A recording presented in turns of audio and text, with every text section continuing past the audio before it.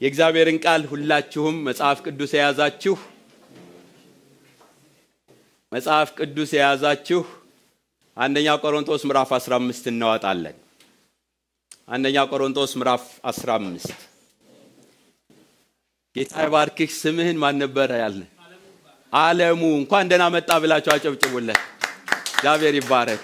በጣም እድለኛ ነው። ቀጥታ ዛሬ መጥቶ ዛሬውኑ መድረክ ወጣ። እግዚአብሔር ይመስገን። ጌታ እናመሰግናለን። አንደኛ ቆሮንቶስ ምዕራፍ 15 ከቁጥር 35 እስከ 58 ያለውን አነባለሁ። ሁላችሁም በማስተዋል ትሰሙኛላችሁ። በጌታ ስም አነባለሁ። እንዲህ ይላል፣ ነገር ግን ሰው ሙታን እንዴት ይነሳሉ? በምንስ አይነት አካል ይመጣሉ? የሚል ይኖር ይሆናል።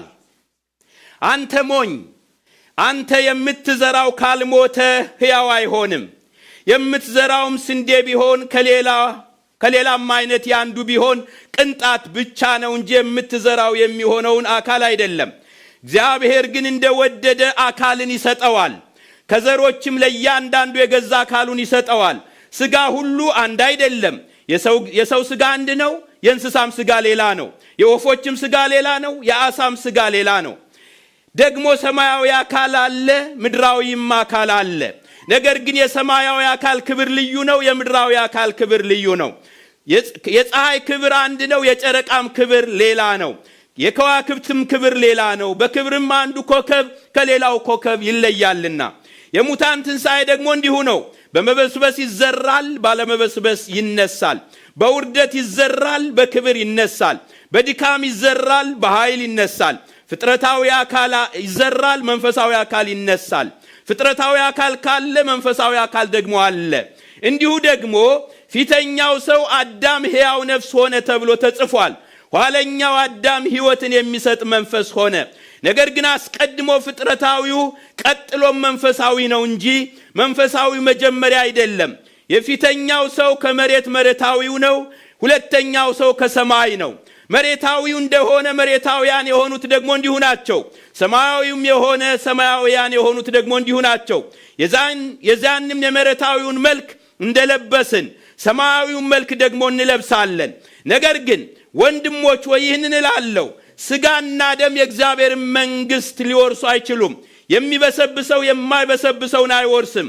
እነሆ አንድ ምስጢር እነግራችኋለሁ፣ ሁላችን አናንቀላፋም። ነገር ግን የኋለኛው መለከት ሲነፋ ሁላችን በድንገት በቅጽበት ዓይን እንለወጣለን። መለከት ይነፋልና ሙታንም የማይበሰብሱ ሆነው ይነሳሉ፣ እኛም እንለወጣለን። ይህ የሚበሰብሰው የማይበሰብሰውን ሊለብስ፣ ይህም የሚሞተው የማይሞተውን ሊለብስ ይገባዋልና። ዳሩ ግን ይህንን የሚበሰብሰው የማይበሰብሰውን ሲለብስ፣ ይህም የሚሞተው የማይሞተውን ሲለብስ፣ በዛን ጊዜ ሞት ድል በመነሳት ተዋጠ ተብሎ የተጻፈው ቃል ይፈጸማል። ሞት ሆይ መውጊያ የታል? ሲኦል ሆይ ድል መንሳት የታል? የሞት መውጊያ ኃጢአት ነው፣ የኃጢአትም ኃይል ሕግ ነው። ነገር ግን በጌታችን በኢየሱስ ክርስቶስ በኩል ድል መንሳትን ለሚሰጠን ለእግዚአብሔር ምስጋና ይሆን።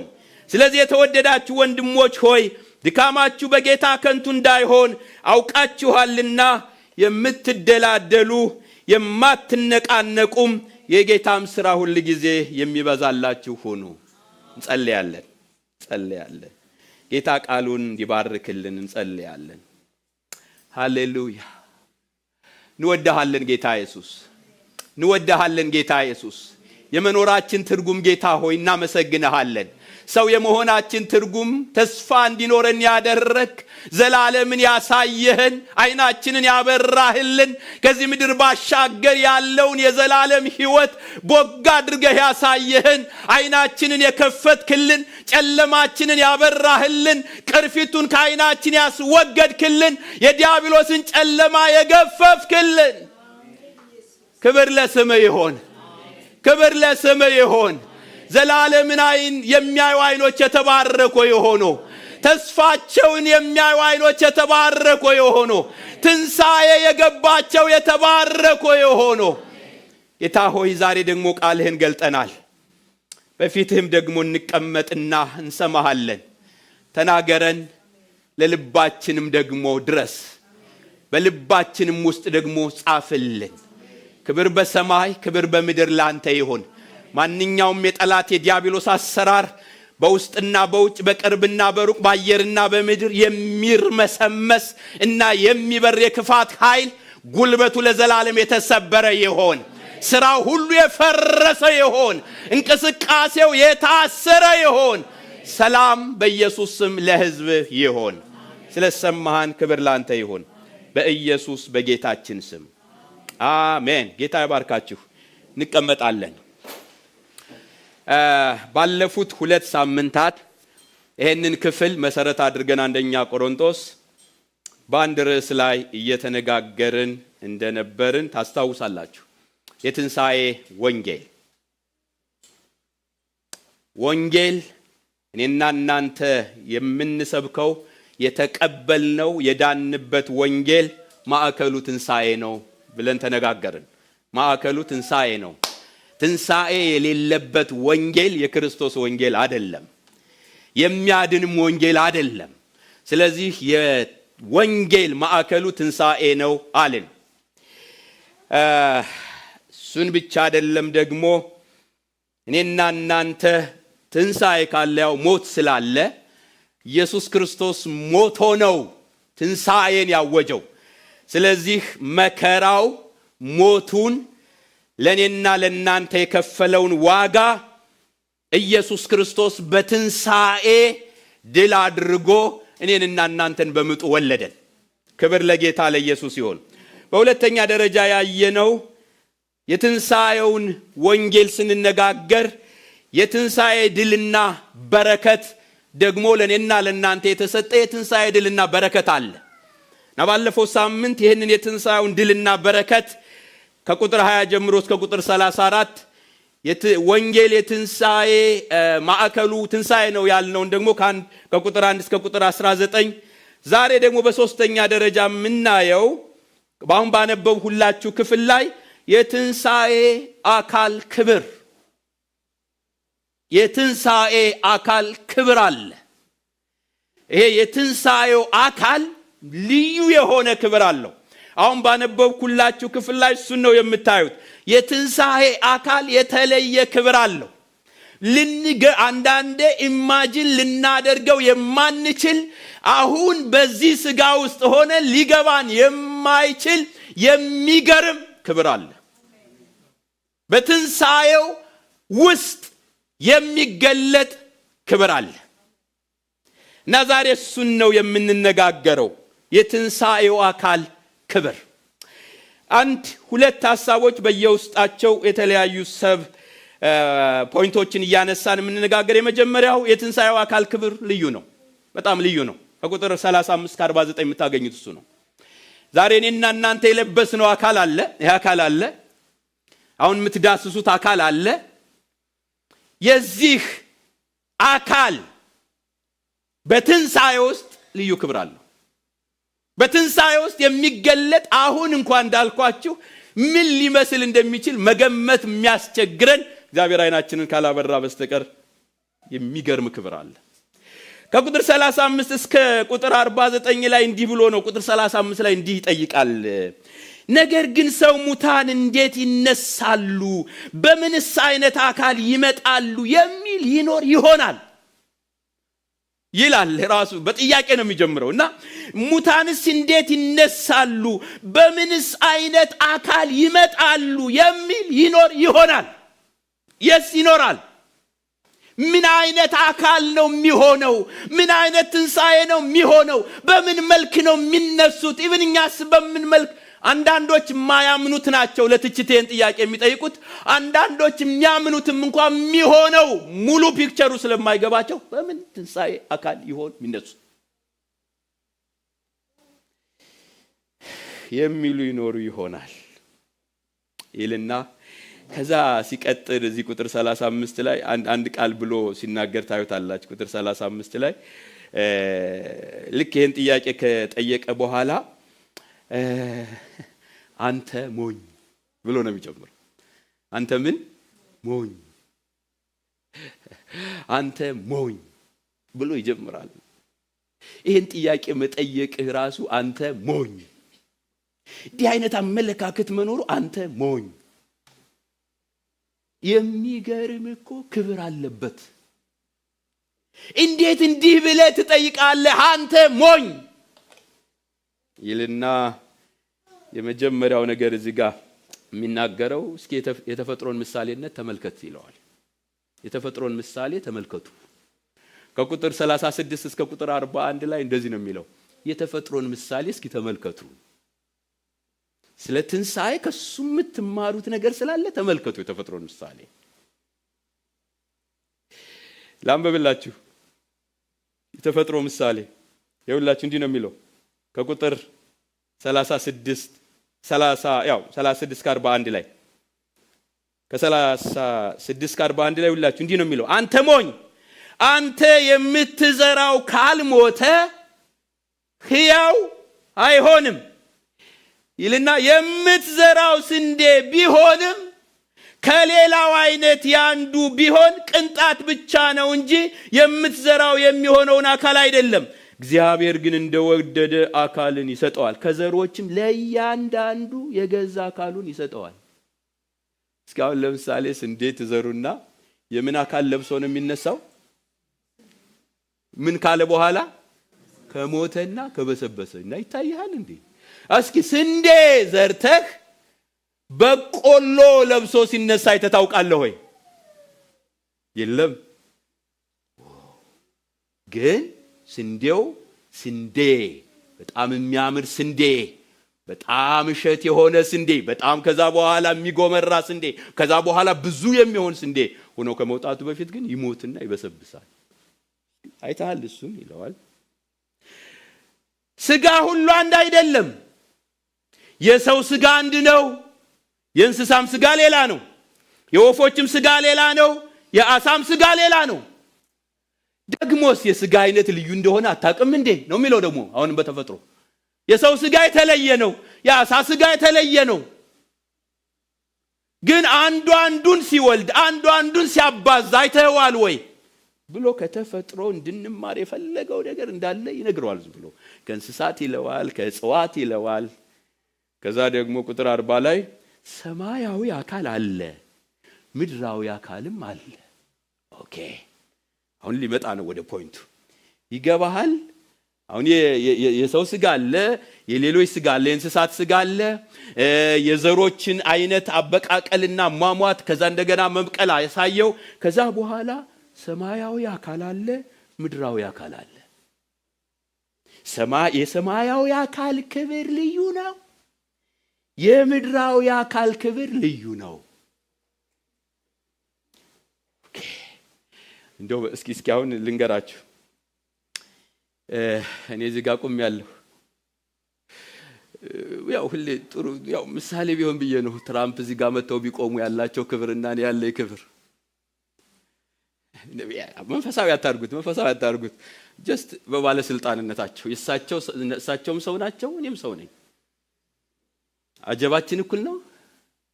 ሄሎ አጀባችን እኩል ነው ወይ? እንደውም ይደግመዋል እዚህ ጋር የፀሐይ ክብር አንድ ነው፣ የጨረቃም ክብር ሌላ ነው። ጨረቃ ያላት ክብር ሌላ ነው፣ ፀሐይ ያላት ክብር ሌላ ነው። ከዋክብት ያላቸው ክብር ሌላ ነው። ኢቭን ኮከብ ከኮከብ ጋር ያላቸው ክብርም ሌላ ነው። ምንድነው እያለን ያለው? ከተፈጥሮ ተማሩ። ትንሣኤ የተለየ ክብር አለው ነው መልእክቱ። የተለየ ክብር አለው እና በጣም ፎከስ የሚያደርገው ቁጥር 40 ላይ ያለው ቃል ሰማያዊ አካል የሚባል አለ። ማናችንም አሁን ማሰብ የማንችለው እግዚአብሔር ይሄ የትንሣኤን ነገር ስናስብ በጣም ብዙ ጊዜ የምንሳሳተው ስተት። ለምሳሌ እግዚአብሔር አብ፣ እግዚአብሔር ወልድ፣ እግዚአብሔር መንፈስ ቅዱስ ስላሴ ነው አይደል? እና ስላሴን ፒክቸር የምናደርገው ፂማም የሆኑ ሰዎች ቁጭ ብለው በጣም አይደንቲካል የሆኑ ሶስት ሰዎች ቁጭ ብለው፣ ምክንያቱም አካል እንላለን። በምን ፒክቸር ነው እኛ አካልን የምናስበው? በዚህ ፒክቸር ነው። እግዚአብሔር ግን የሚናገረው ሰማያዊ አካል አለ። ሰማያዊ አካል አለ። ይሄ ምድራዊ አካል እግዚአብሔርን አይገልጠውም። እግዚአብሔር እንዳልኳችሁ የሆነ ሶስት ፂማም ሰው አይደለም። እግዚአብሔር ምንድነው ይላል መጽሐፍ ቅዱስ? መንፈስ ነው። መንፈስን ፒክቸር ማድረግ ይቻላል? ነገሩ ፒክቸር ማድረግ ይቻላል? ለዚህ ነው እግዚአብሔር መልክ አላየህምና ተጠንቀቅ ብሎ እንደው የሚያስጠነቅቀው ሙሴ። ነገር ግን ምንድነው? መንፈሳዊ አካል፣ ሰማያዊ አካል አለ። ያ እግዚአብሔር ያለው ፐርሰናሊቲ መንፈሳዊ አካል ነው። መንፈሳዊ ሰማያዊ አካል ነው። እኛም የምንለብሰው ያን ሰማያዊ አካል ነው። በትንሣኤ ያን አካል ነው። ልዩ ነው በጣም።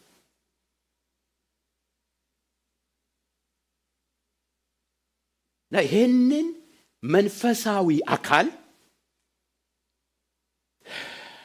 ከተፈጥሮ ተማሩ ይልና ሁለተኛው ፖይንት እዚህ ጋር የሚያነሳው ከቁጥር 42 እስከ 50 የሙታን ትንሣኤ መልክ ልዩ ነው የሚል ነው። የሙታን ትንሣኤ መልክ። አሁን ይሄን ከተፈጥሮ ያያይዝና ከተፈጥሮ ተማሩ፣ እንዴት አድርጎ ስንዴ በስብሶ እንደሚበቅል ትንሣኤ እንዳለ ለማሳየት ነው። እና ደግሞ ትንሣኤ ሲባል ደግሞ የሰው ስጋ፣ የእንስሳ ስጋ፣ የአሳ ስጋ ብሎ ይናገርና መንፈሳዊ አካል፣ ስጋዊ አካል አለ። ይሄንን ነገር እንደ ኢንትሮዳክሽን ይነግርና ቁጥር 42 ጀምሮ የሙታን ትንሣኤ መልክ ደግሞ ልዩ ነው። ናንብበው ቁጥር 42 ጀምሮ ያለውን ላንብብላችሁ። ልዩ ነው። ያው ታውቃላችሁ መቼም ሊያስተምር የፈለገው ስለ ስንዴ እንዳልሆነ ይገባቸዋል፣ ስለ አሳ እንዳልሆነ ይገባቸዋል፣ ስለ እንስሳት እንዳልሆነ፣ ስለ ፀሐይ እንዳልሆነ ይገባቸዋል። ይሄን ሁሉ ኢንትሮዳክሽን ወይም ደግሞ አእምሯችሁ እንዴት ነው ትንሣኤ ሙታን የለም አንተ ሞኝ ያትማርም ሞይ ከነዚህ አይነት ነገር አትማርም ሞይ ትንሣኤ እኮ አለ፣ ልዩ ሆነ ክብር ያለበት ትንሣኤ አለ፣ የሚገርም ትንሣኤ አለ፣ አካል ያው መንፈሳዊ ሰማያዊ አካል ያለው ትንሣኤ አለ ይልና የሙታንን ትንሣኤ ከቁጥር 42 ጀምሮ እንዲህ ይላል። ይውላችሁ ቁጥር 42 የሙታን ትንሣኤ ደግሞ እንዲሁ ነው። አያችሁ እንዲሁ ነው። የሙታን ትንሣኤ እንዴት? በመበስበስ ይዘራል፣ ባለመበስበስ ይነሳል። በውርደት ይዘራል፣ በክብር ይነሳል። በድካም ይዘራል፣ በኃይል ይነሳል። ፍጥረታዊ አካል ይዘራል፣ መንፈሳዊ አካል ይነሳል። ፍጥረታዊ አካል ካለ መንፈሳዊ አካል ደግሞ አለ። እንዲሁ ደግሞ ፊተኛው ሰው አዳም ሕያው ነፍስ ሆነ ተብሎ ተጽፏል። ኋለኛው አዳም ሕይወትን የሚሰጥ መንፈስ ሆነ። ነገር ግን አስቀድሞ ፍጥረታዊ ቀጥሎ መንፈሳዊ ነው እንጂ መንፈሳዊው መጀመሪያ አይደለም። የፊተኛው ሰው ከመሬት መሬታዊ ነው። ሁለተኛው ሰው ከሰማይ ነው። መሬታዊ እንደሆነ መሬታውያን የሆኑት ደግሞ እንዲሁ ናቸው። ሰማያዊ እንደሆነ ሰማያውያን የሆኑት ደግሞ እንዲሁ ናቸው። የዚያንም የመሬታዊውን መልክ እንደለበስን የሰማያዊውን መልክ ደግሞ እንለብሳለን። ነገር ግን ወንድሞች ሆይ ይህን እላለሁ፣ ሥጋና ደም የእግዚአብሔርን መንግሥት ሊወርሱ አይችሉምና የሚበሰብሰው የማይበሰብሰውን አይወርስም። ክብር ለጌታ ይሁን። የሙታን ትንሣኤ መልክ ልዩ ነው። 4 ነገር። አንደኛው የማይበሰብስ ነው ይለናል። ወይ አረፍ ወይ በሉ ባጋጭ። በእውነት የማይበሰብስ ነው። የማይበሰብስ ነው። አንድ ጊዜ ኢዮብ የተናገረው ቃል አለ። በጣም ደክሞት ስጋው አድክሞት፣ በጣም ስጋው አድክሞት የገዛ ስጋው በስብሶበት ትል በትል ሆኖበት እግዚአብሔርን ምን እንዳለው ታውቃላችሁ? ኢዮብ ምዕራፍ 25 ቁጥር 6 ይልቁንም ብስብስ የሆነ ሰው ትልም የሆነ የሰው ልጅ ምንኛ ያንስ። ምን የሆነ ሰው ኦሮ ማናችሁም ይችል ለራሳችሁ አትሏትም።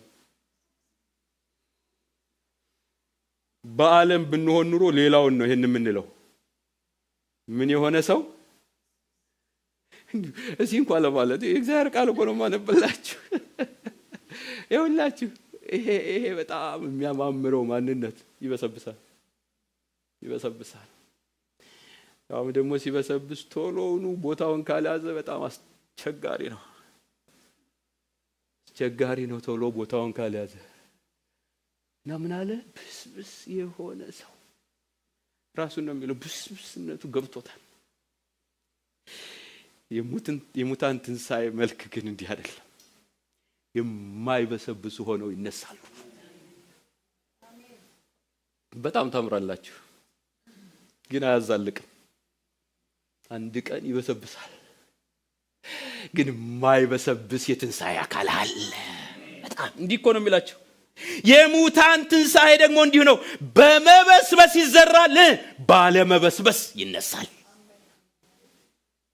የፈለጋችሁ እስኪ በጣም ታዘቡት። እኔ በጣም ነው ታዘቡ። አንድ ቀን ሻወር ሳልታጠብ ከቆየሁ ካለፍኩ አይድረስባችሁ። እናንተ አንዴ ከታጠባችሁ ለዘላለም ነው አይደል? ሰው ነግሯቸው ያቅም እንዲህ ልብስህ ሆኖ ነው የሆነ ነገር ወይ ማድ ቤት ነበርክ ወይ ደግሞ አልታጠብክም ብሏቸው ያቅም። ሰው ይሆናል ጠረን አለው። የትንሣኤ አካል ግን ልዩ ነው ክብሩ። ምን ይሆናል? ማይበሰብስ ነው፣ ለዘላለም ማይበሰብስ። እሱ ብቻ አይደለም፣ በክብርና በኃይል ነው ያናል። ቁጥር 43 በክብርና በኃይል ነው። አሁን እኔና እናንተ ባለንበት ጊዜ እንዲህ ነው የሚለው። ቁጥር 43 በውርደት ይዘራል፣ በክብር ይነሳል። በድካም ይዘራል፣ በኃይል ይነሳል። ትንሣኤ እንደሱ ነው። በብርቱ ኃይል፣ በብርቱ ክብር፣ በሚገርም ክብር የሚነሳ የትንሣኤ አካል አለን። እሱ ነው ክርስትና። በክርስትና ያለው ትንሣኤ በክብርና በኃይል ነው። እንዳልኳችሁ ዛሬ የሚያሰቃየን፣ ዛሬ የሚያውከን፣ ዛሬ የሚያስቸግረን ይሄ ወራዳ ነው የምትሉት ስጋ አንድ ቀን በውርደት ይሞታል። የመጨረሻውን ሞቱን ይሞታል። በታላቅ ክብር ግን ይነሳል። በድካም ይዘራል። አታዩም? ጃውስ በቃ የመጨረሻ እድሜም እንኳን ጠገበ ብላችሁ የምትሉት መጨረሻ ላይ በድካም በቃ ደክሞ ተጣጥሮ ያልፋል። ያኔ ሲነሳ ግን ያ ደካማ ሰው አይደለም የሚነሳው። ያ አቅመ ቢስ ሰው አይደለም የሚነሳው። የትንሣኤ አካል በክብርና በኃይል ይነሳል። በጣም ትልቅ ኃይልና ክብር። እሱ ብቻ አይደለም፣ መንፈሳዊ አካል ነው የሙታን ትንሣኤ መንፈሳዊ። እና አንዳንድ ሰዎች የሚጠይቁት ጥያቄ አለ። ትዝ ይላችሁ እንደሆነ ኢየሱስ ክርስቶስንም ጠየቁት። አንድ ሴት ነበረች አሉ። ማለት በዚህ በገሃዱ ዓለም ውስጥ የለችም፣ ግን እነሱ በአእምሯቸው ሳሏትና አንድ ሴት ነበረች አሉ። የመጀመሪያ ልጅ አገባት፣ ከዛ ሳይወልድላት ሞተ። ከዛ በእስራኤል ሕግ ደግሞ ይሄ ሕግ አለ፣ ዘር ሳይተካ ከወለደ ሁለተኛው ወንድም ያግባት። እሷም እንደገና ሞተ፣ እንደገና ሰውየው አሁንም ሳትወልድ፣ አሁንም ሶስተኛው ያግባት፣ አራተኛው ያግባት እያሉ ሰባቱም አገቧትና ሞቱ አለ። በትንሣኤ ጊዜ ለማን ነው የምትሆነው ብለው ጠየቁት። ሰዱቃውያን የሚባሉ ትንሣኤ ሙታንን የሚቃወሙ እና ለማን ናቸው? እስኪ ለማን ትሆናለህ? የበኩሩ ነች አይደል? እና ጌታ ኢየሱስ እንዲህ አለ። በጣም የሚገርም በዛ ማግባት መጋባት የለም፣ መውለድ መዋለድ የለም። እንደምን ይሆናሉ? እንደ መላእክት ይሆናሉ። መላእክት ያላቸው አካል መንፈሳዊ አካል ነው ይባላል። ለዚህ ነው እዚህ ጋር ምን ይላል? ፍጥረታዊ አካል ይዘራል። የሚሞተው ፍጥረታዊ አካል ነው። የሚቀበረው ፍጥረታዊ አካል ነው። የሆነ ሴሜትሪ ላይ ሄዶ የሚወድቀው መንፈሳዊ አካል ግን ይነሳል። ፍጥረታዊ አካል ካለ መንፈሳዊ አካል ደግሞ አለ። ክብር ለኢየሱስ ይሁን። ይሄ ነው መንፈሳዊ አካል የሚባል አለ። ኢየሱስ ክርስቶስ ሞትን ድል አድርጎ ከተነሳ በኋላ ያለው አካል ያ ነው መንፈሳዊ አካል ማለት። ሲፈልግ በር ሳያንኳኳ ይገባል። ሲፈልግ የመሬት ስበት አይዘውም ይሄዳል ዝም ብሎ። አሁን በዙፋኑ ላይ ቁጭ ብሎ መንፈሳዊ አካል ለኔና ለናንተ ተዘጋጅቶ ይጠብቀናል። በጣም ነው የሚገርመው።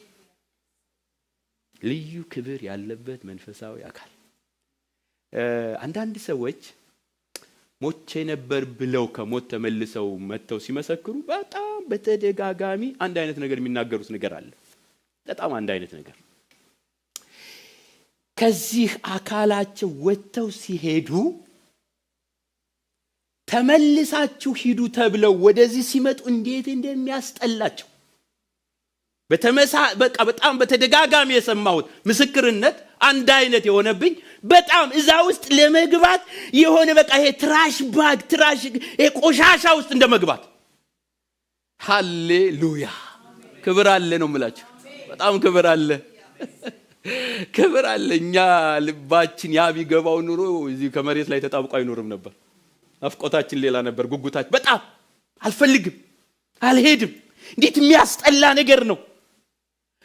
እና አንዳንዶች ደግሞ እንዲህ ይላሉ ሲያለቅሱለት እያዩ እንዲህ በጣም እንገረማል። እንዴት ያለቅሳሉ እነሱ በትልቅ ደስታ ውስጥ ሆነው በትልቅ ሐሴት ውስጥ ሆነው እዛ እንትኑን የሆነ ጭቃውን ነገር ከበው ሲያለቅሱ። ጭቃው ምኑ ነው? በድካም የሚዘራው መንፈሳዊ አካል አለ ወገኔ። አለ አንድ ቀን ሹልክ እንላለን። ሹልክ ናፍቆሽ ያውቃል፣ ናፍቆህ ያውቃል። አይ በጣም በቃ አንዳንድ ሰው እንዳልኳችሁ በጣም ስለማይገባና ስላልገባን በጣም በቃ ቆይታው ነው የሚያምረን። በቃ እዚህ ያለው ክብር ነው የሚያምረን። እንቆይ፣ ለስራ እንቆይ፣ አገልግሎት እንቆይ፣ ግድ የለም እንቆይ፣ እድሜያችንን እግዚአብሔር እስከፈቀደው ድረስ እንቆይ። ግን ልባችንን እንጠልጠል በኢየሱስ። በቃ ክብር አለ። በጣም መንፈሳዊ አካል የሚባል ያኔ መሬት ስበታ ይዛችሁ ማለት በቃ አንሊሚትድ ማንነት ከጌታ ጋር ለዘላለም መንፈሳዊ አካል ልዩ ክብር አለበት። እሱ ብቻ አይደለም። እዚህ ጋር እንዴት ነው የሚሆነው? በምን ይቻላል ብላችሁ ብትሉ ቁጥር 45 ላይ ሁሉን በሚችል አሰራሩ እንደሚያደርገው ይናገራል። ሁሉን በሚችል አሰራሩ። እስኪ ሰውን ሲፈጥር እግዚአብሔር እንዴት ሰው አድርጎ ፈጠረ? ከየት አምጥቶ ፈጠረ? እስኪ አዳምን ሲፈጥረው ከየት አምጥቶ ፈጠረው? ዲዛይኑን ከየት አመጣው? እንደዚህ ሰው ሆኖ እንዲንቀሳቀስ ከየት አመጣው? እሱ ሁሉን ቻይ ነውና ከየት አመጣው አይባል። እሱ እንዴት እንዲህ አድርገህ ሰራህ አይባል። እሱ በቃ ማድረግ ከሌለ ነገር የሚኖር ነገር መፍጠር የሚችል አምላክ ፈጠረ። ታውቃላችሁ ይሄ የትንሣኤ ጉዳይ እንዴት እንደሚሰራ ቁጥር 45 ላንብብላችሁ። እንዲሁ ደግሞ ይላል ፊተኛው ሰው አዳም ሕያው ነፍስ ሆነ ይለናል። ፊተኛው ሰው አዳም ሕያው ነፍስ ሆነ ተብሎ ተጽፏል። ኋለኛው አዳም ማን ነው? ኋለኛው አዳም ክርስቶስ። ኋለኛው አዳም ሕይወትን የሚሰጥ መንፈስ ሆነ። ስለዚህ ኋለኛው አዳም ኢየሱስ ክርስቶስ ያለበት ሕይወት በየትኛው መልክ ይዘራ ሕይወትን የሚሰጥ ጌታ ያስነሳዋል። ሕይወትን የሚሰጥ መንፈስ ነው እኛ ጋር ያለው። በጣም ጥሩ አድርጎ የሚገልጠው ጳውሎስ ነው በፊልጵስዩስ ምዕራፍ 3 ቁጥር 20 ላይ። ያ ክፍል ትዝላችሁ ከሆነ እኛ ሀገራችን በሰማይ ነው፣ ከዛም የሚመጣውን መድኃኒት ኢየሱስ ክርስቶስን እንጠባበቃለን የሚለው ክፍል ነው። ፊልጵስዩስ ምዕራፍ 3 ቁጥር 21 ቁጥር 21 ላይ ግን በጣም የሚገርም ነገር ይናገራል። እርሱም ሁሉንስ እንኳ ለራሱ ሊያስገዛ እንደሚችልበት አሰራር። እንዴት ሁሉንስ እንኳ ለራሱ ሊያስገዛ እንደሚችልበት አሰራር ክቡር ስጋውን እንዲመስል የተዋረደውን ስጋችንን ይለውጠዋል። በምንኛው አሰራር? በሁሉን ቻይነቱ አሰራር፣ በሁሉን አዋቂነቱ አሰራር። ከየት ታመጣዋለህ በማይባለው ችሎታው ይሄን የተዋረደውን ስጋችንን ይሄንን በድካም የሚዘራውን ስጋችንን አንዳንዱ በመኪና አደጋ ድቅቅ ብሎ ሞቶ የት እንዳለ አይታወቅም። አንዳንዱ በእሳት አደጋ ሞቶ የት እንዳለ አይታወቅም። አንዳንድ ሰዎች ይጠይቃሉ ከየት ነው ያ ሁሉ ስጋ የሚነሳው? ሁሉን በሚችለው አሰራር። አዳምን ከየት አመጣው ታዲያ? ይገርማችኋል። በቃ ሁሉ የእናንተ አይደንቲቲ በእግዚአብሔር ዘንድ ሪከርድድ ነው። ውሃ ውስጥ ሰጥማችሁ ሞቱ፣ በእሳት ተቃጥላችሁ ሞቱ፣ የሆነ ቦታ ብትስጥስ ብላችሁ ሞቱ፣ አይደንቲቲያችሁ በእግዚአብሔር ዘንድ ሬጅስተርድ ነው። ከዛስ ኢየሱስ ሲመጣ ሁሉን በሚችል አሰራር ያንን ሰብስቦ ያስነሳዋል። መንፈሳዊ አካል የሚባል እሱ ነው። መንፈሳዊ አካል። አይገርማችሁ? በጣም አይገርማችሁ? አንዳንድ ጊዜ ይህንን እግዚአብሔርን በዚች አይምሮ ውስን አድርገን እንደ ኬሚስትሪ ላብራቶሪ እግዚአብሔር እንዲህ ቢያደርግ እንዲህ ብለን ቁጭ ልናደርገው እንሞክራለን። ወገኔ ይኸውላችሁ እርሱ ሁሉን ለራሱ ሊያስገዛ እንደሚችልበት አሰራር አለው። አንቺን ሲያድንሽ የት መጥቶ እንዳዳነሽ እስኪ ካልኩሌት አድርገው። አንተን ሲያድንም የት መጥቶ እንዳዳነህ አሰራሩ ስሙ ለዘላለም ይባረክ። እና የመጨረሻው የነጭ ዙፋን ላይ ሲቀመጥ ኢየሱስ እኮ መጽሐፍ ይገለጣል፣ የሕይወት መጽሐፍ እና ይርዳው ተሰማ። የት ነው የተበተነው? የት ነው አጥንት የወደቀው? it doesn't care። ሁሉን በሚችል አሰራር እዚህ ጋር ይርዳው ቁጭ ይላል። በምን አካል? በትንሣኤ መንፈሳዊ አካል። ሁሉን በሚችል ምክንያቱም የተዋረደው ስጋችንን ክቡር ስጋውን እንዲመስል መለወጥ የሚችል የፈጠረኝ ጌታ ነው ያዳነኝ። የፈጠረኝ እኮ ነው ያልኳችሁ። መጀመሪያም ሲፈጥረኝ የፈጠረ ከየትም ያመጣኝ፣ የፈጠረሽ ከየትም ያመጣሽ፣ ዛሬም በትንሣኤ ከየትም ብሎ እግዚአብሔር ይመስገን። ሁለተኛው ነጥብ እንድናየው እዚህ ጋር የሚቀመጠው ከቁጥር 50 እስከ 58 በትንሣኤ አካል ፍጹም መለወጥ ይሆናል። እሱን ትንሽ እንነጋገራለን። በትንሣኤ አካል ልዩ ክብር ብቻ አይደለም፣ ፍጹም መለወጥ ነው የሚሆነው። በቃ ማለት ፍጹም መለወጥ። እናንብበው በደንብ ስሙኝ። ከ50 እስከ 58 ፍጹም መለወጥ።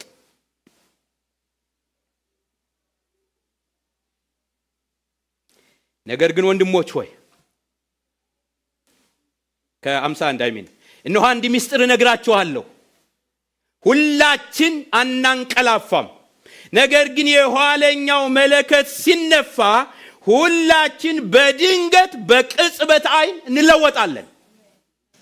መለከት ይነፋል፣ ሙታንም የማይበሰብስ ሆነው ይነሳሉ፣ እኛም እንለወጣለን። ይህ የሚበሰብሰው የማይበሰብሰውን ሊለብስ፣ ይህም የሚሞተው የማይሞተውን ሊለብስ ይገባዋልና። ዳሩ ግን ይህ የሚበሰብሰው የማይበሰብሰውን ሲለብስ፣ ይህም የሚሞተው የማይሞተውን ሲለብስ፣ በዛን ጊዜ ሞት ድል በመነሳት ተዋጠ ተብሎ የተጻፈው ቃል ይፈጸማል። ሞት ሆይ መውጊያ የታል? ሲኦል ሆይ ድል መንሳት የታል? የሞት መውጊያ ኃጢአት ነው፣ የኃጢአትም ሕግ ኃይል ነው፣ የኃጢአትም ኃይል ሕግ ነው። ነገር ግን በጌታችን በኢየሱስ ክርስቶስ በኩል ድል መንሳትን ለሚሰጠን ለእግዚአብሔር ምስጋና ይሁን። ስለዚህ የተወደዳችሁ ወንድሞች ሆይ ድካማችሁ በጌታ ከንቱ እንዳይሆን አውቃችኋልና የምትደላደሉ የማትነቃነቁም የጌታም ሥራ ሁልጊዜ የሚበዛላችሁ ሁኑ። በትንሣኤ አካል ፍጹም መለወጥ ይሆናል። ፍጹም መለወጥ እና አንዳንዴ እንዲህ የምንለው ነገር አለ። ያኔ እንተዋወቃለን ወይ? ያኔ ባልና ሚስት ይተዋወቃል ወይ? ያኔ አባትና ልጅ ይተዋወቃል ወይ? እኔ እዛ ካልኩሌሽን ውስጥ አልገባም። የእግዚአብሔር ቃል ግን እንዲህ ይላል፣ ፍጹም መለወጥ ይሆናል ነው የሚለው። እሱን ጥያቄም ለምን እንደምንጠይቀው አላውቅም። ምክንያቱም እኔ ያኔ ማሚን ከአጃይባ አሳንሼ ልወዳት አልችልም። አልችልም። ሁላችን ፍጹም ፍቅር ነው የምንሞላው። ፍጹም ፍቅር ነው የምንሞላው። ማሚን ከጋሽ ዳዊት አብልጬ ልወደዋል። በቃ ፍጹም የእግዚአብሔር ፍቅር ነው የሚሞላል። ምክንያቱም እምነት፣ ተስፋ፣ ፍቅር እነሱ ጸንተው ይኖራሉ። ከሁሉም የሚበልጠው ምንድን? ፍቅር። ለዘላለም የሚኖረው ያ ፍቅር ደግሞ የማን ፍቅር? አጋፔ። ፍጹም ፐርፌክት ዲቫይን የሆነ ፍቅር እና ይሄ የወንድና የሴት የእህትና የወንድም የእህትማማችና የወንድማ የለም እሱ የለም። ማሾካ ማደሪያው ለዘላለም ይባረክ። በጣም የሚገርም ፍቅር እና ለምን እንደምንጠይቅ ወርደን እንዳለን ነው የሚያሳየውና ያኔ በጣም ነው የምንዋደደው። በጣም እንዳልኳችሁ ማግባት መጋባት የለ። ለምንድን ነው አብልጬ የምወደው ባለቤቴ? የለም ማዛለ መውለድ መዋለድ የለ። በቃ ሁላችን ኢየሱስን መስለን መኖር። መጋጨት የለ፣ ማስቀየም መቀያየም የለ። የሱ ጸባይ አይመቸኝም የሱ አይመች አንል የለ። ፍጹም መለወጥ ይሆናል ነው የምላችሁ። በጣም መለወጥ ይሆናል። በዚህ ሜንታል እያሰባችሁ አትኑሩ። ፍጹም መለወጥ ይሆናል። ድክም ያለ አእምሮ እንዴት ይኖርና? ይኸውላችሁ የመጀመሪያው ነገር በትንሣኤ መለወጥ የግድ ነው እንዳልኳችሁ ቁጥር 50 እና 53 ላይ ነገር ግን ወንድሞች ሆይ ይህን እላለሁ፣ ስጋና ደም የእግዚአብሔርን መንግስት ሊወርሱ አይችሉም። በዚህ ስጋና ደም አመለካከት፣ በዚህ ስጋና ደም የእግዚአብሔርን መንግስት መውረስ አይችሉም። የሚበሰብሰው የማይበሰብሰውን አይወርስም። ደመደሙ። ቁጥር 53 ይህ የሚበሰብሰውን የማይበሰብሰውን ሊለብስ፣ ይህም የሚሞተው የማይሞተውን ሊለብስ ይገባዋል። 4 ነጥብ። ይገባዋል። ለግድ ነው። ዲቫይን ይሄ ስላሴ የወሰነው ውሳኔ በትንሣኤ አካል ፍጹም መለወጥ ይሆናል። አለ በቃ መለወጥ። ይሄ የስጋና የደም አስተሳሰብ ጣሉት። የለም መለወጥ ይሆናል። በቃ በጣም መለወጥ ነው የሚሆነው። ከዛ ስትወጡት ራሳችሁን የምታገኙት የሚገርም አይነት ሰው ሆናችሁ፣ በቃ የሚገርም አይነት ሰው ሆናችሁ፣ ኢየሱስን የሚመስል አይነት ሰው ሆናችሁ። እንዴት መግለጥ ይቻላል? በጣም ማስረዳት አይቻልም። እኔም መረዳት አልችልም። አንድ ቀን ግን ስንሆነው ግን እናየዋለን። በቃ እንሆነዋለን። መለወጥ ይሆናል። ሁለተኛው በትንሣኤ መለወጥ ሚስጥርና ድንገት ነው። ማለት ሚስጥርና ድንገት ነው። እንዴት ሆኖ ነው? በኬሚስትሪ፣ በባዮሎጂ፣ በፊዚክስ፣ በሰውኛ፣ በምናምን በቃ የሰው ቦታኒ በሚያጠኑ ሞኝ አንተ ሞኝ አለ ጌታ ስሙ ብሩክ ይሁን። አንተ ሞኝ። በትንሣኤ መለወጥ ሚስጥርና ድንገት ነው ነው። አንደኛ ሚስጥር ነው፣ ሁለተኛ ድንገት ነው። አንብብላችሁ 51 እና 52 እነሆ አንድ ሚስጥር እነግራችኋለሁ። ስሙኝ፣ አንድ ሚስጥር እነግራችኋለሁ። ጳውሎስ የተገለጠለት ሚስጥር፣ ለሰው ሁሉ ሊገባ የማይችል ሚስጥር፣ ግን ትንሽ ጳውሎስ የገባው ሚስጥር፣ ያስረዳው ሚስጥር ምንድን ነው? አንድ ሚስጥር እነግራችኋለሁ። ሁላችን አናንቀላፋም፣ ነገር ግን የኋለኛው መለከት ሲነፋ ማለት አናንቀላፋም ማለት ሁሉ ሞቶ ካለቀ በኋላ አይደለም ኢየሱስ የሚመጣ ለማለት ነው። አንዳንዶች በሕይወተ ሥጋ እያሉ ስለሚመጣ ማለት ነው። ዛሬ ቢመጣ ኢየሱስ እኛለን። ምናልባት ከዛሬ 20 ዓመት በኋላ ቢመጣ አንዳንዶቻችን አልፈን ሊሆን ይችላል። ግን የሚቀር ትውልድ አለ። ሁሌ አናንቀላፋም፣ ሁላችን አናንቀላፋም። በሕይወተ ሥጋ ያሉ ኢየሱስ የሚመጣላቸው ሰዎች አሉ ይላል። ሁላችን አናንቀላፋም፣ ነገር ግን የኋለኛው መለከት ሲነፋ ማለት ኢየሱስ ሲመጣ ከሰማይ የኋለኛው መለከት ሁላችን በድንገት በቅጽበት አይን እንለወጣለን። ቅጽበት አይን ማለት ምን ማለት እንደሆነ ታውቃላችሁ? አይ ብሊንክ አይናችሁ። አሁን እኔን እያያችሁ ስንት ጊዜ ጭፍን ድርግም እንዳረጋችሁት አታውቁትም። ምክንያቱም ድንገት ነው። አይናችን ብሎ ድንገት ነው ምን ነው። በቅጽበት አይን እንለወጣለንና መለከት ይነፋልና ሙታንም የማይበሰብሱ ሆነው ይነሳሉ፣ እኛም እንለወጣለን። የማይሞቱ ሆነው ይነሳሉ። የሞቱ በክርስቶስ ያንቀላፉ በክርስቶስ ያ ፊተኛው ትንሣኤ ይባላል። ከዛ እንደገና እኛ ደግሞ በአካል ያለን ዘንድሮ የሚመጣ ከሆነ አሁን የሚመጣ ከሆነ እንለወጣለን በቅጽበት ዓይን። እንዴት ነው በቅጽበት ዓይን ይሄ ሰው የሚለወጠው? አስረዱኛ። እንዴት ነው በቅጽበት ዓይን 50 ምናምን ዓመት አልለወጥ ያለ ሰው በቅጽበት ዓይን ኢየሱስ ሲመጣ ይለወጣል? በቅጽበት ዓይን በቃ ድንገት ነው እንለወጣለን። እና እንለወጣለን። የማይበሰብስ ሆኖ ይለወጣል። የማይቆሽሽ ሆኖ ይለወጣል። የማይፈተን ሆኖ ይለወጣል። የማያስጠላ ሆኖ ይለወጣል። ይለወጣል። እሱም ይለወጣል። እኛም እንለወጣለን። የማይበሰብሱ ሆኖ ይነሳሉ። አንድ ላይ ኢየሱስን በአየር ላይ እንቀበለዋለን። አንደኛ ተሰሎንቄ ምዕራፍ 4 ቁጥር 18 ላይ አንብቡት። በአየር ላይ እንነጠቃለን። እስኪ እንነጠቃለን በሉ ባካችሁ። ደክሟቸዋል ዛሬ። አምስተኛው እዚህ ጋር የምታዩት በአራተኛው በትንሣኤ መለወጥ በኢየሱስ ክርስቶስ ስራ ብቻ ነው። በትንሣኤ መለወጥ የሚገኘው በክርስቶስ ኢየሱስ ስራ ብቻ ነው ይለናል። ታንብብላችሁ ቁጥር 57። ከዛ በፊት አንዱን ፖይንት ዘልየዋለሁ። ይቅርታ እመጣለሁ እዚህኛው ጋር። ሶስተኛው ነጥብ በትንሣኤ መለወጥ ምስጢርና ድንገት ነው እንዳልኩት። ሶስተኛው በትንሣኤ መለወጥ ሞትንና ሲኦልን የሚውጥና የሚያሸንፍ ነው። በትንሣኤ መለወጥ ሞትንና ሲኦልን የሚውጥና የሚያሸንፍ ሆኖ ነው የሚለወጠው። ኦኬ፣ አሁን ማንም ሰው ከሞት የሚያመልጥ የለም አይደል? ማናችንም ከሞት አናመልጥ። ትንሣኤ ከሆነ በኋላ ግን ሞትና ሲኦል ለአንዴና ለመጨረሻ ጊዜ ድል ይነሳል። ስለዚህ ያ የትንሣኤ አካል ሞት የማይዘው ሲኦል የማያስፈራው በሞትና በሲኦል ላይ ድል የተጎናጸፈ ማንነት እንደሆነ ቁጥር 54 እና 56 ላንብብላችሁ።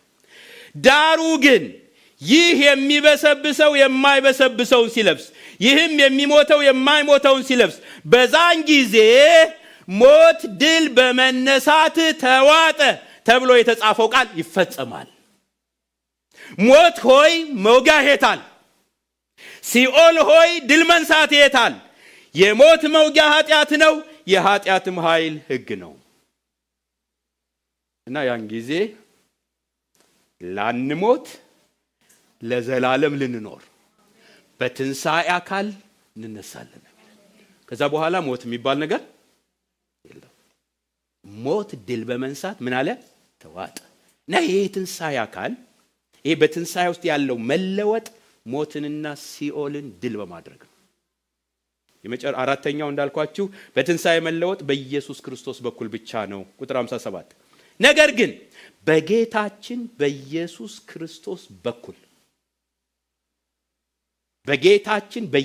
ክርስቶስ በኩል ድል መንሳትን ለሚሰጠን ለእግዚአብሔር ምስጋና ይሁን። በማን በኩል? ሞት የተሸነፈው በማን በኩል? የሚሞተው የማይሞት የሆነው በማን በኩል? የሚበሰብሰው የማይበሰብሰውን የለበሰው በማን በኩል? ክርስቶስ። የመጨረሻው በትንሣኤ መለወጥ በጽናትና በትጋት በድል መጨረስን ይጠይቃል። እቺን ማሳሰቢያ ተናግሬ አጠቃልላለሁ። አምስተኛው ነጥብ እዚህ ጋር በትንሣኤ አካል ፍጹም መለወጥ ይሆናል ስንል በጣም አምስተኛውና የመጨረሻው ነጥብ እዚህ ጋር በጣም ማሰሪያ የሆነው በትንሣኤ መለወጥ ይሄ ክብር፣ ይሄ ልዩ ማንነት፣ ይሄ መንፈሳዊ አካል፣ ይሄ የሚጠብቀን ክብር የሚሆነው በጽናትና በትጋት በድል መጨረስ ሲቻል ነው። ቁጥር 58 ላንብብላችሁ። ስለዚህ ይላል ማጠቃለያው፣ ስለዚህ ትንሣኤ አለላችሁ፣ ክብር አለላችሁ፣ ሞት ድል ይዋጣል፣ ሲኦል ድል ይዋጣል፣ የሚበሰብሰው የማይበሰብሰውን ይለብሳል፣ መንፈሳዊ አካል አለ። ሰማያዊ አካል ትለብሳላችኋልና ይሄን ሁሉ ካሳየ በኋላ እና ምን ላድርግ? እና ምንድን ነው ከኔ የሚጠበቀው? ምን ላድርግ እኔ? እንዲህ ነው የምታደርጉት። ስለዚህ የተወደዳችሁ ወንድሞቼ ሆይ ድካማችሁ በጌታ ከንቱ እንዳይሆን አውቃችኋልና የምትደላደሉ የማትነቃነቁም የጌታም ሥራ ሁሉ ጊዜ የሚበዛላችሁ ሆኖ ከንቱ እንዳይሆን ድካማችሁ። ክርስቶስ ልብ ብላችሁ ከሆነ ምዕራፍ 15 አንድ ላይ ሲጀምር በከንቱ ካላመናችሁ በቀር ብሎ ነው የሚጀምረው። የምትድኑበትን ወንጌል አሳስባችኋለሁ ይልና ይህን የትንሣኤ ወንጌል ይነግራቸዋል። እና በትንሣኤ ያላቸውን ክብር ሁሉ አሁን እስካልኳችሁ እስከ መጨረሻው ጥግ እስከ መጨረሻው ይነግራቸውና ስለዚህ ይህን ሁሉም እላችሁ እምነታችሁ ከንቱ እንዳይሆን፣ ድካማችሁ ከንቱ እንዳይሆን፣ አገልግሎታችሁ ከንቱ እንዳይሆን፣ ክርስትናችሁ ከንቱ እንዳይሆን፣ ስለኔ ዋጋ መክፈላችሁ ከንቱ እንዳይሆን ምን እናድርግ? የምትደላደሉ ማትነቃነቁ የጸናችሁ ዲፕ ሩትድ የሆናችሁ በየጌታም ሥራ ሁሉ ጊዜ የሚበዛላችሁ ሁኑ። ይኸውላችሁ ዕብራውያን ምዕራፍ 10 መለሳለሁ። ዕብራውያን ምዕራፍ 10 ቁጥር 36 ላይ ምን የሚል ቃል አለ? በጣም የእግዚአብሔርን ፈቃድ አድርጋችሁ ይላል የተሰጣችሁን የተስፋ ቃል እንድታገኙ። ምን የተስፋ ቃል? ትንሣኤ አካል፣ ትንሣኤ ድል፣ ሞት ድል በመንሳት ተዋጠ፣ ሲኦል ሆይ መውጊያ ሄታል የሚል ያ የመጨረሻው የድል አዋጅ ተገብቶላችኋል። ይሄ ተስፋችሁ ነው። ይሄ ተስፋ ተሰጥቷችኋል። በጣም በሚገርም ጥሪ ተጠርታችኋል።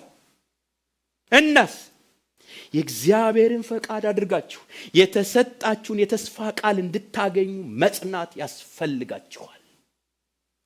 ምን ያስፈልጋችኋል? መጽናት። በእውነት ላይ መጽናት፣ በጽድቅ ላይ መጽናት፣ በወንጌል ላይ መጽናት፣ በክርስቶስ ላይ መጽናት። በጣም የገረመኝን አንድ ታሪክ ነግሬያችሁ ልጨርስ። ጌታ ኢየሱስ ክርስቶስ ለሰባቱ አብያተ ክርስቲያናት ራእይ ዮሐንስ ምዕራፍ 2 ምዕራፍ 3 ለሰባቱ አብያተ ክርስቲያናት አንዳንዶቹ ያለ ነቀፋ፣ ሁለት ቤተክርስቲያኖች ያለ ነቀፋ የሆኑ፣ አንዳንዶች ደግሞ የሚነቀፍባቸው ጉድለት ያላቸው ቤተክርስቲያኖች አሉ። አምስቱ ነቀፌታ አለባቸው። ሁለቱ ግን በጣም ምንም ኔጌቲቭ ነገር አልተነገረባቸው፣ ሰምርኔስና ፊላደልፊያ። ለሰባቱም ለጠንካራውም ለደካማውም ግን የተናገረው አንድ አይነት ቃል አለ። በደንብ ስሙ። ለደካማው ለጠንካራው። እዚህ ጋር የተለያየ ሰዎች ነው ያለነው። ምንታገል ሰዎች አሉ፣ ድል በድል የሆን ሰዎች አሉ፣ ምንቦጭ በቃ በጣም ምንፍገመገማል። ለሁላችንም መልእክቱ አንድ ነው። ስሙኛው ራእይ ምዕራፍ 2 ቁጥር 7 አንድ ቃሉ ምን የሚል እንደሆነ ታውቃላችሁ? ድል ለነሳ። ደካማውም ሆኖ ድል ከነሳ፣ ከወደቀበት ተነስቶ ከሄደበት ተመልሶ ድል ከነሳ፣ ጠንካራውም ከሆነ ሳይደክም ብርታቱን ሳይጥል በጎነቱን ሳያጎድል ድል ከነሳ። ሰባቱም ላይ የተጻፈውን አንድ አይነት ቃል አንብብላችሁ። ራእይ ምዕራፍ 2 ቁጥር 7 ድል ለነሳው በእግዚአብሔር ገነት ካለው ከሕይወት ዛፍ እንዲበላ ሰጠዋለሁ። ምን ላለው? ሄሎ፣ በአንድ ድምፅ ምን ላለ? ኦኬ። ምዕራፍ 2 ቁጥር 11 ለሁለተኛው ቤተክርስቲያን ድል የነሳው በሁለተኛው ሞት አይጎዳም። ምን ላለ? ኧረ በአንድ ድምፅ ምን ላለ? ሶስተኛ ራዕይ ምዕራፍ 2 ቁጥር 17 ድል ለነሳው ከተሰወረ መና እሰጠዋለሁ። ምን ላለው? አራተኛ ራዕይ ምዕራፍ 2 ቁጥር 26 እና 27 ድል ለነሳውና እስከ መጨረሻው ስራዬን ለጠበቀ እኔ ደግሞ ከአባቴ ዘንድ እንደተቀበልኩ በአሕዛብ ላይ ስልጣን እሰጠዋለሁ። ምን ላለ? ኦኬ። አምስተኛ ራዕይ ምዕራፍ 3 ቁጥር 5 ድል የነሳው እንዲሁ በነጭ ልብስ ይጎናጸፋል፣ ስሙንም ከሕይወት መጽሐፍ አልደመስስም፣ በአባቴና በመላእክቱ ፊት ስለ ስሙ እመሰክራለሁ። ምን ላለ? የመጨረሻው ስድስተኛ ራዕይ ምዕራፍ 3 ቁጥር 12 ድል የነሳው በአምላኬ መቅደስ አምድ እንዲሆን አደርገዋለሁ፣ ወደፊትም ከዚያ ከቶ አይወጣም። ምን ላለ? የመጨረሻው ራዕይ ምዕራፍ 3 ቁጥር 21 እኔ ደግሞ ድል እንደነሳው ከአባቴም ጋር በዙፋኑ ላይ እንደተቀመጥኩ ድል ለነሳው ከኔ ጋር በዙፋኔ ላይ ይቀመጥ ዘንድ ሰጠዋለሁ። ምን ላለው? እና የሁሉም መጨረሻ የተባለለት ተስፋ ያ ክብር ያ በኢየሱስ ክርስቶስ መልክ መለወጥ የሚከናወነው ምን ያለ ዕለት ነው የሚለን? ኧረ እባካችሁ በአንድ ድምፅ ምን ያለ ዕለት? ዋው! ለሁሉም መልእክቱ አንድ ነው። በጣም ነው የገረመኝ። ለደካማውም ለብርቱ፣ በነቀፌታ ላለውም ያለ ነቀፌታ ላለው እስከ መጨረሻው ድል ለነሳ፣ እስከ መጨረሻው ለጸና፣ እስከ መጨረሻው ለተጋ፣ እስከ መጨረሻው በዚህ መንገድ ላይ ስር ሰዶ ለቆመ ድል ባደረገልን ጌታ ድል ያደረጉ መኖር።